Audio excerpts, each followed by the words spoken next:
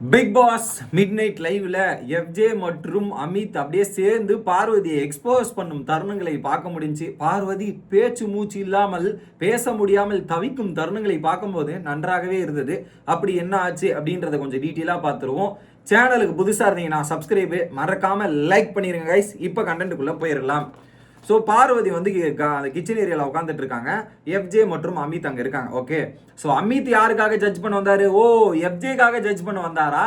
அப்போ எஃப்ஜேக்காக இப்படி பண்ணாரா அப்படின்ற மாதிரி சொல்லும் போது தீர்ப்பு தான் எஃப்ஜே பக்கம் போவே இல்லையா பார்வதி, அப்புறம் என்ன உனக்கு பிரச்சனை அப்படின்ற மாதிரி அமித் கேட்கிறார். ஓகே, உடனே வந்து எஃப்ஜே கேட்குறான், தீர்ப்பு தான் அங்கே போகலன்னு சொல்லியாச்சுல, தீர்ப்பு போகலடா அப்படின்னு கேட்கும்போது, அப்போ திவ்யா உனக்காக தீர்ப்பு கொடுத்தாங்கன்னு சொல்லுவா, திவ்யா உனக்கு ஃபேவர் பண்ணுறதுக்காக நீ எடுத்துட்டு வந்தாங்க நான் சொல்லவா அப்படின்ற மாதிரி இப்படி சொன்னவொடனே, இருறா நான் சொல்றதை கேளுடா கேளு அப்படின்ற மாதிரி சொல்றாங்க.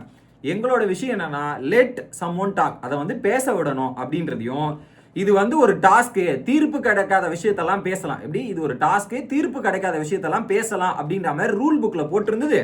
அதுலயும் கோர்ட்டால கூச்சல் குழப்பம் பண்ணக்கூடாதுன்றதை சொல்லிட்டாங்க. ஸோ கோர்ட்ல டெக்கோரமை மெயின்டைன் பண்ணும், கத்தக்கூடாது, இதெல்லாம் போட்டாங்க. அதனால தான் ஸோ ஹவுஸ் மேட்ஸுக்கு எந்த டெப்த்ன்றது தெரியும். ஸோ ஒவ்வொருத்தரோட பற்றியும் ஒவ்வொருத்தரோட கேஸை பற்றி ஹவுஸ் மேட்ஸுக்கு டெப்த் தெரியும்.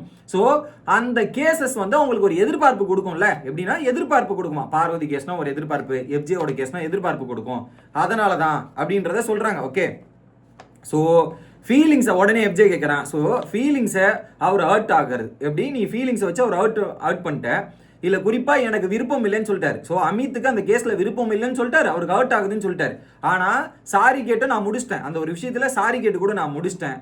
நீ என்ன பண்ண, அதை ஃபஸ்ட்டு எடுத்துட்டு வந்து அதை பண்ணி ஸ்ட்ராட்டஜி ப்ளே பண்ணுற. ஸோ என்னை காலி பண்ணுறதுக்கோ என்னை இது பண்ணுறதுக்கோ எடுத்துன்னு வந்து ஒரு நீ ஸ்ட்ராட்டஜி ப்ளே பண்ணுறேன்னு நான் எடுத்துக்கலாமான்ற மாதிரி எஃப்ஜே டைரெக்டாக கேட்குறான். ஸோ அந்த கேஸே முடிஞ்சு போச்சு, எனக்காக வந்து நீ காலி பண்ண முயற்சி பண்ண பார்த்தியா, அதுதான் வேற மாதிரி இருந்துச்சு அப்படின்றத ஓப்பனாக போட்டு உடைக்கிறான். ஓகே, ஸோ ஸ்ட்ராட்டஜி ப்ளே பண்ண நீ, ஸோ அதில் எனக்கு விருப்பம் இல்லை அப்படின்றது. ஏன்னா இப்போ என்ன சொல்கிறாங்கன்னா, பார்வதி நீ வந்து ஆதரி கேஸை நீ வாதாடி இருக்கணும், பேசி இருக்கணும் அப்படின்ற மாதிரி சொல்கிறாங்க பார்வதி. உடனே எஃப்ஜே என்ன சொல்றான், நீ ஒரு ஸ்ட்ராட்டஜி எடுத்துன்னு வந்து உனக்காக ஸ்டாட்டிஸ்ஃபை பண்ணது உன் விருப்பம்னா, என் கேஸை நான் எப்படி ஹேண்டில் பண்ணும், எந்த ரீதியில் எடுத்துட்டு போகணுன்றது ஏன் விருப்பம். அது எப்படிங்க, நான் வந்து அவுட் ஆகக்கூடாது, நான் வந்து இது பண்ணக்கூடாதுன்றது தான் என்னோட பாயிண்ட் ஆஃப் வியூ அப்படின்ற மாதிரி ஒரு விஷயத்தை போட்டு எஃப்ஜே உடைக்கிறான். ஓகே, உடனே அமித் என்ன சொல்றாரு, ஸோ இதுதான் எடுக்க வேணாம், இதெல்லாம் கடக்கூடாதுன்ற மாதிரி அமித் சொல்றாரு. ஓகே, அடுத்து நீ ராங்கா ப்ரொஜெக்ஷன் பண்ணி என்னை ஃப்ரேம் பண்ண ட்ரை பண்ற. எப்படி ராங்கா ப்ரொஜெக்ஷன் பண்ணி ஃப்ரேம் பண்ண முடியாது, அதை வச்சு பண்றதுக்காக நீங்க அமித்தை யூஸ் பண்ணிட்டீங்க. ஸோ என் மேல ஒரு ஃப்ரேமிங் ஒர்க் நடக்கணும், அதுக்கு நீ காரணத்தை தேடிட்டு இருக்க, கரெக்டா சிக்கனாண்டா அமித் அப்படின்றதுக்காக அமித்தை எடுத்து என்ன அட்டாக் பண்ணதை ட்ரை பண்றியா பாரு அப்படின்றத ஓப்பனா கேட்கறான், பார்வதி மூஞ்சுக்கு நேரா கேட்கறான். ஓகே, ஸோ இப்போ எஃப்ஜே அவுட் ஆகக்கூடாதுன்னு நான் எடுத்தா தப்பா? ஸோ இந்த ஒரு கேஸு ஸோ நிறைய சொல்றேன் இல்லையா, ஒரு பக்கம் இந்த கேஸ் வருதுல, ஆதிரியோட கேஸ் வருதுன்னு எனக்கு தெரியும், அதுல என்ன ஹர்ட் ஆவாங்க, என்ன ஹர்ட் பண்ண போறான்னு எனக்கு தெரிஞ்சு போச்சு.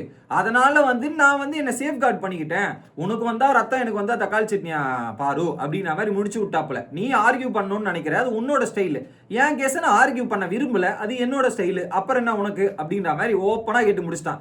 ஸோ இதில் குறிப்பாக சாரி கேட்கவே கூடாதுன்றது தான் நான் இருந்தேன். அந்த இடத்துல நான் சாரி கேட்டு முடிச்சிட்டேன். ஒரு பக்கம் ஆதிரியோட கேஸு சாரி கேட்டு முடிச்சிட்டேன், ஆனால் உந்து கேட்க மாட்டேன் அப்படின்னு சொல்கிறான்.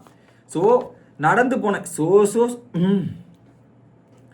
அடுத்து நடந்து செத்து போன கேஸ் எடுத்துன்னு வந்து எதுக்கு பேசுறீங்க அப்படின்றத ஓப்பனாக கேட்குறான். செத்து போன கேஸ் நாளைக்கு நிறைய பேர் எடுத்துட்டு வருவாங்க அப்படின்ற மாதிரி பார்வதி சொல்றாங்க.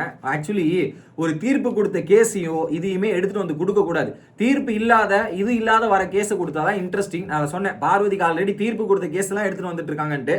இதுதாங்க நடந்துட்டு இருக்கு. ஓகே, கெட்டு போன இந்த தீர்ப்பு கொடுத்ததெல்லாம் வச்சு கெட்டு போனதை வச்சு தோசையை அமித்துக்கும் உனக்கும் ஒரு பிரச்சனை இருந்தது. நான் வந்து அமித்துக்கு வந்து கெட்டு போன தோசையை கொடுத்துருந்தா நீங்க கேள்வி கேட்கறதுல தெரிஞ்சு கொடுத்துருந்தா நியாயம். நான் தெரியாம கெட்டு போன தோசையை கொடுத்துட்டேன், அதை வந்து நான் எனக்கு தப்புன்னு தெரிஞ்சு அதை எடுத்து போய் புதைச்சிட்டேன். புதைச்சி இருந்த விஷயத்த நீ எடுத்துன்னு வந்து ஒரு போஸ்ட்மார்ட்டம் பண்ற மாதிரி ஒரு விஷயம் பண்ற பத்தியா, அப்படிதான் நீ ஒரு கேவலமா வேலையை பார்த்தேன்ற மாதிரி ஓப்பனா போட்டு முடிக்கிறான்.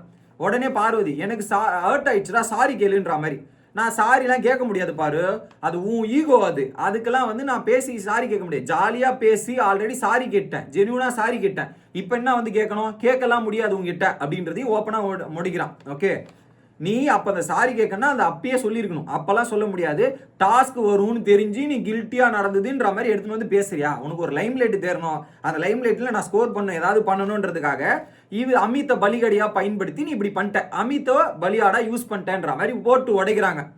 உடனே பாரு என்ன சொல்றாங்கன்னா, ஸோ எனக்கு நடந்ததை வச்சு தானே நான் பேசுறேன், இதுல என்னன்ட்டு, உனக்கு நடந்ததை வச்சா பேசுறேன், உங்களுக்கு ஏத்த மாதிரி ரூல்ஸ்ல இருந்து எல்லாத்தையும் மாத்தி மாத்தி பேசுவீங்க பாரு அப்படின்ற மாதிரி. ஏன்னா இதே பார்வதி தான் ஃபர்ஸ்ட் வந்து மத்தவங்க எத்த முடியாத கேஸுகளை எடுத்துட்டு வரணும்னு ஃபர்ஸ்ட் அண்டர்லைன் பண்றாங்க ரூல் புக்கை பத்தி.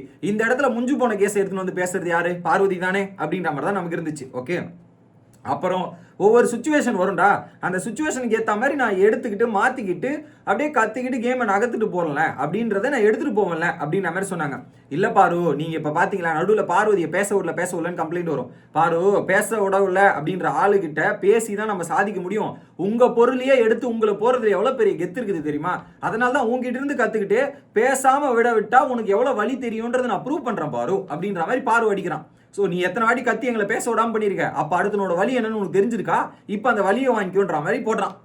அடுத்து திரும்ப சொல்கிறாங்க, எத்தனை செத்து போன கேஸ் நாளைக்கு வருமோ அப்படின்னும் போது ஒன்றும் பண்ண முடியாது. நான் ஃப்ரெண்டாகவும் சாரி கேட்டேன், அதை வந்து நானே அட்ரஸ் பண்ணி சாரியும் உனக்கு முடிச்சு வச்சிட்டேன். அதை நீ எடுத்துன்னு வந்து நைட்டு ஒன்று நீ பேசுறதுனா அன்றைக்கி நைட்டே பேசியிருக்க வேண்டியது தானே, அதுக்கப்புறம் டைம் கிடைச்சா பேசியிருக்க வேண்டியது தானே. அதெல்லாம் விட்டுட்டு நீங்கள் எடுத்துகிட்டு வரும்போது என்ன காரணம்னு எனக்கு தெரியாதா பாரு, நீ வெயிட் பண்ணுறது அந்த கோர்ட்டு கேஸ் வரும்ன்றது தெரிஞ்சா வெயிட் பண்ண அப்படின்ற வாங்கிட்டையும் கேட்குறான். பார்வதி என்ன பேசுறது இவங்கிட்ட அப்படின்ற மாதிரி தத்தளிச்சுட்டு இருக்காங்க. ஓகே, உடனே இடம் பார்த்து நான் பேசுவேன்டா அப்படின்ற மாதிரி சொன்னவனே கரெக்டாக, ஆமாம்மா கரெக்டு. ஸோ இதில் குறிப்பாக கரெக்டாக அமித் வந்து ஹேண்டில் பண்ணார் இன்னைக்கு ஒரு சில விஷயங்கள்லாம். ஸோ திரும்ப நோண்டி நீ பண்ணணுன்றத வேற மாதிரி ஆயிடுச்சு அப்படின்ற மாதிரி சொல்லிட்டு இருக்காங்க. ஓகே, உடனே இப்போ அமித் என்ன சொல்றாரு, அப்படியே புதைச்ச கேஸை எடுத்து ஏன் பேசியிருக்கணும், எனக்கு சுத்தமாக பிடிக்கல, எனக்கு சுத்தமாக விருப்பம் இல்லை, அவரே விருப்பம் இல்லைன்னு சொல்லும் போது அதை எடுத்து நீ அவரை ஹர்ட் பண்ணி நீ சாதிக்கணும்னு நினைச்சா என்ன பண்ண போற அப்படின்றத அமித்துமே கேட்குறாரு. பார்வதி அப்படியே சைலண்டா இருக்காங்க. ஓகே, எதிர்பார்த்துட்டு இருந்தானா அப்படின்ற மாதிரி இவங்க ஒரு பக்கம். ஓகே, இதில் பாரு, இதில் நீ பிரஜனை வச்சு கலாய்ச்சிருக்க, அங்கே பிரஜனை இல்லை, பிரஜன் ஹேண்ட்ஸம் இந்த மாதிரிலாம் சொல்லியிருக்க, பிரஜன் இல்லைன்றதால வேற யாராவது ஒரு தேர்ட் பர்சன் வேணும், தேர்ட் பர்சன் யாராவது மாட்டணுன்றதுக்காக வெயிட் பண்ணிட்டு இருந்தது தான் அமித் மாட்டிருக்காரு. ஸோ அதனால அமித்தை உள்ள போட்டு நீ எவ்வளோ முடிக்க முடியுமோ அதை எடுத்து பார்த்துட்ட.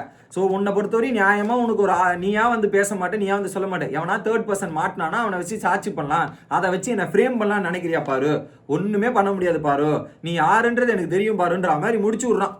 ஓகே, அடுத்து இல்லடா எனக்கும் ஹர்ட் ஆச்சு, அவருக்கும் ஹர்ட் ஆச்சு, இது ஐடியாலிட்டி டிஃப்ரென்ஸ் ஆகும்டா, அது ஐடியாலஜியே தப்பான், அந்த இடத்துல கமெண்ட் பண்ணது ஐடியாலஜி தான் நான் சொன்னேன் அப்படின்றது தான் எதிர்ப்புடா, ஐடியாலஜி எதிர்ப்பு தான், அவர் ஹர்ட் பண்ணணும்னு கிடையாது, இது ஐடியாலஜி அப்படின்றத சொல்றாங்க.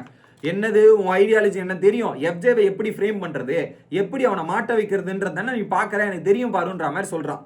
உடனே அமித் வந்து என்ன சொல்றாரு, ஆமா ஆதிரியோட கேஸ்ல கூட நீ ஏன் சந்தோஷப்பட்ட, ஏன் ஆர்கியூ பண்ணன்னு எனக்கு தெரியும், ஆதிரி கேஸ்ல எஃப்ஜே எப்படியாவது ஃப்ரேம் பண்ணிடலாமா, எப்படியாவது மாட்டிப்பானான்றதுக்காக தான் நீ பண்ண, அதையும் எனக்கு தெரியும் அமித் அப்படின்ற மாதிரி அமித்தும் போட்டு தாக்குறாரு.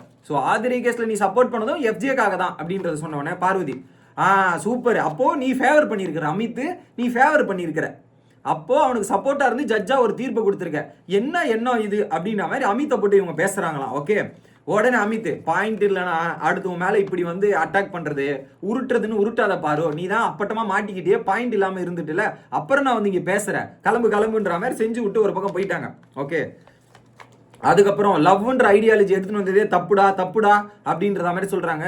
நான் இந்த ஐடியாலஜி தான் சொன்னேன் அமித்தே, தப்பா புரிஞ்சுக்காதீங்கன்ற மாதிரி சொல்றாங்க. நீ என்ன ஐடியாலஜி எனக்கு கொண்டு வந்தேன்னு எனக்கு தெரியும், நீ கிளம்புன்ற மாதிரி அமித்தும் கிளம்பியாச்சு. ஓகே, ஸோ நீ வந்து பாயிண்ட் இல்லாமல் எதையோ பேசணும்னு வேற ஏதோ பேசிட்டு இருக்க, போ அப்படின்னு முடிச்சு விட்டு போயிட்டாங்க. இதுக்கு நடுவில் 70 வயசு பாட்டி மாதிரி பேசாத, கிளம்பு பாருன்ற மாதிரி அவன் ஒரு பக்கம் செஞ்சுட்டு போயிட்டான். பாரு இது ஒரு பக்கம் கதறிட்டு இருக்காங்க.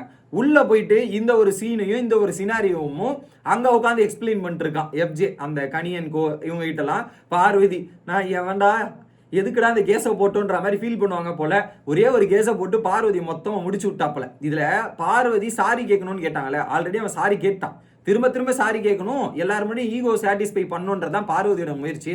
அதை அழகா எஃப்ஜே போட்டு செஞ்சு விட்ட தருணம் நல்லா இருந்துச்சு. பார்வதி மற்றவங்கள கூட ஹேண்டில் பண்ண முடியுது, ஆனா எஃப்ஜே கிட்ட போனா அவன் துக்குலா காலி பண்ணி விட்டுறான் அப்படின்றது தான் நம்ம புரிஞ்சுக்கணும். ஸோ அடுத்த வீடியோவில் வந்து சந்திக்கிறேன். Bye guys.